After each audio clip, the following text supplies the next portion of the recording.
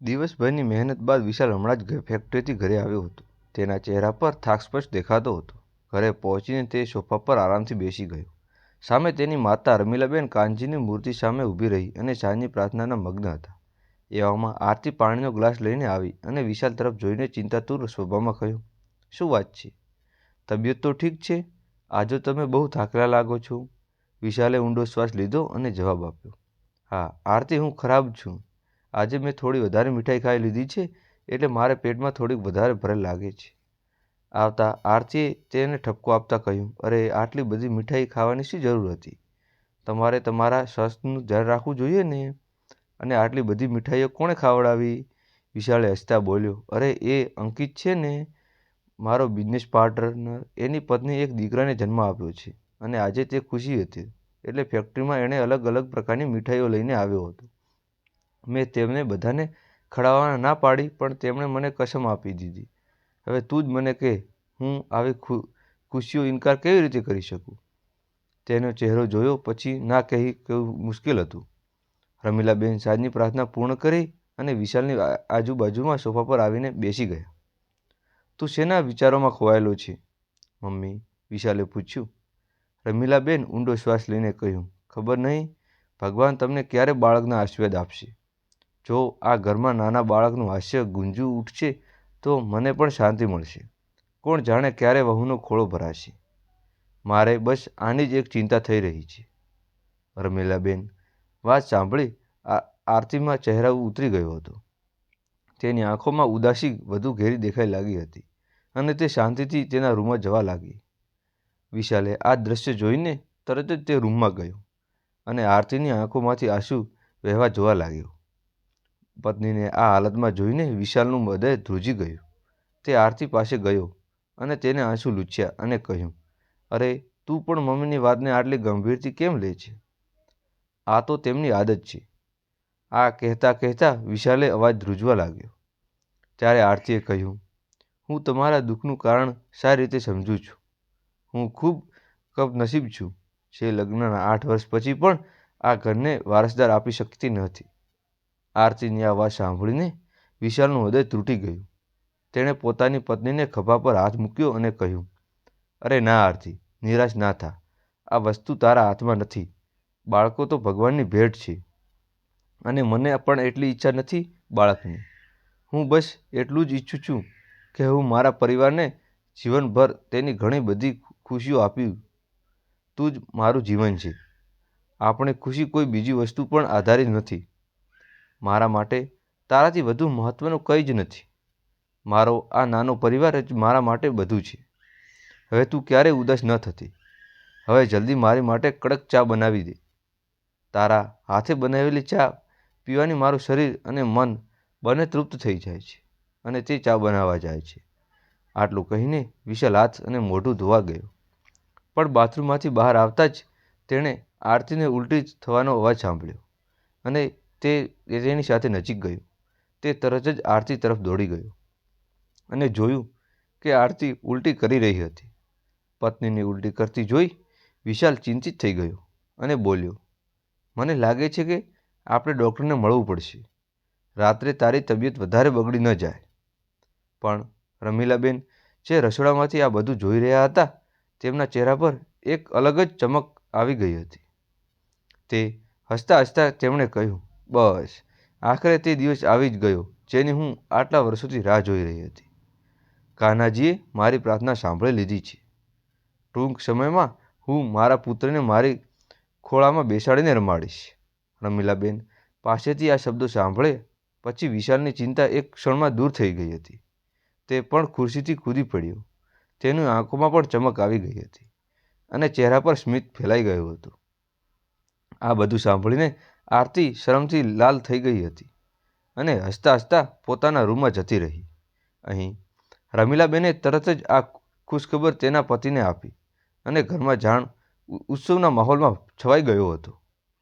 બીજા દિવસે સવારમાં વિશાલ અને આરતી ગાડીમાં બેસાડી અને ડૉક્ટર પાસે ચેકઅપ કરવા માટે જાય છે. ડૉક્ટર કેટલાક પરીક્ષણો કરાવ્યા અને આરતી તપાસ કરાવ્યો અને પૂછ્યું, તમારે બપોરે શું ખાધું હતું? રાજમા અને ભાત. શું વાસી હતા? આરતીએ જવાબ આપ્યો, હા, 1 દિવસ પહેલાં જ બનાવેલા હતા. ડૉક્ટર કંઈ પણ બોલ્યો વિના પોતાની ખુરશી પર બેસી ગયો અને તે દવા લખવાનું શરૂ કર્યું. સામે ઊભેલો વિશાલ ઉત્સુકતાથી પૂછ્યું, બધું બરાબર છે ને મેડમ? કંઈ સાચવેત રાખવી જેવું પડશે? ડૉક્ટર હળવી મુસ્કાન સાથે જવાબ આપ્યો, અરે બેસો મિસ્ટર વિશાલ. ખરેખર તમારી પત્ની વાસી ખોરાકનો ખાધો હતો, છતાં તેના કારણે અપચો થઈ ગયો છે. તમે લોકો જે વિચારો રહ્યા છો એવું કંઈ નથી. હું થોડા દવાઓ લખી આપું છું, 2 દિવસમાં તે બરાબર થઈ જશે. આ સાંભળી આરતીનું હૃદય જાણે ઘાતક લાગ્યું હોય અને વિશાલને જાણે કામનો લોહી ના નીકળી ગયો હોય તેવી હાલત થઈ ગઈ હતી. એમને એવું લાગ્યું જાણે વીજળી પડી હોય.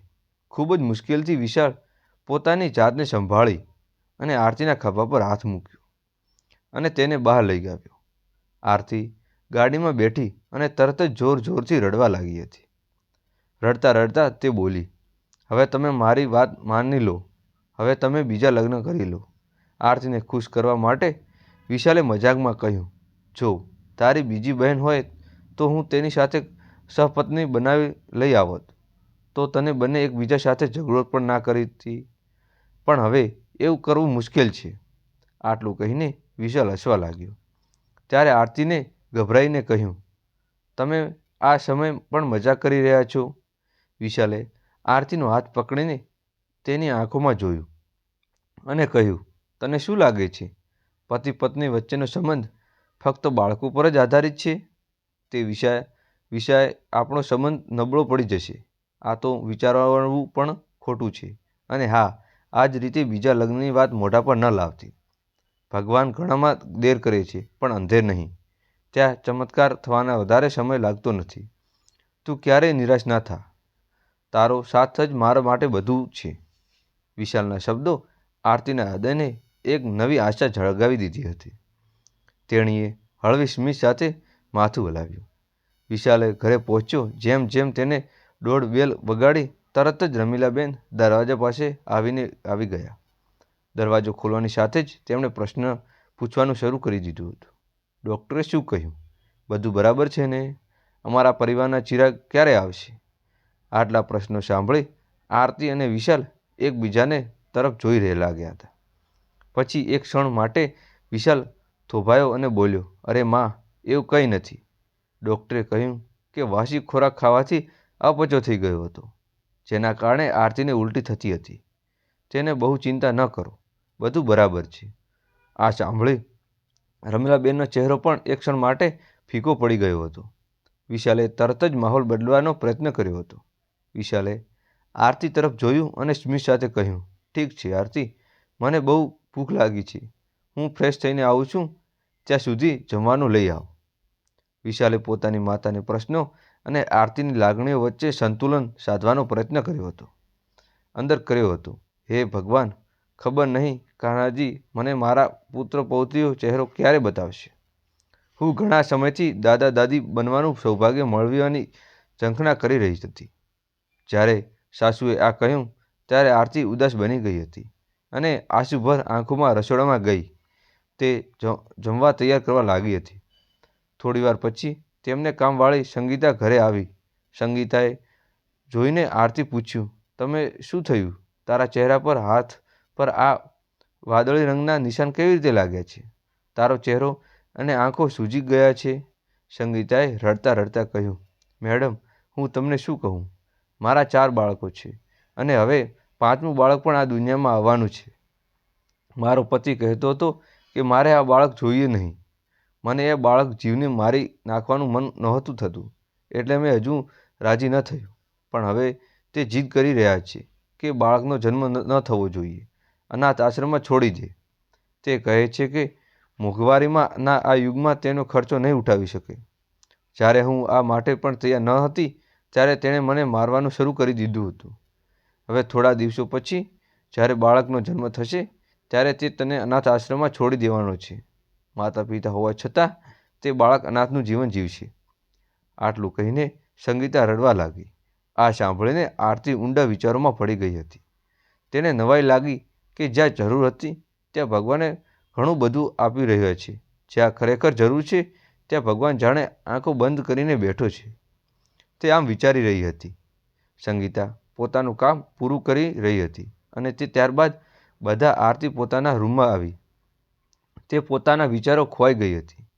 વિશાલ જે રૂમમાં બેઠો હતો તે તમામ વાતચીત સાંભળી રહ્યો હતો. તેણે તેની પત્ની આરતીને કહ્યું, મારા મનમાં એક વિચાર આવ્યો છે. આપણે સંગીતાના બાળકને દત્તક લઈ લઈએ. આ સાંભળીને આરતી આશ્ચર્યચકિત થઈ ગઈ અને બોલી, અરે તમે તો મારા મનની વાત છીનવી લીધી.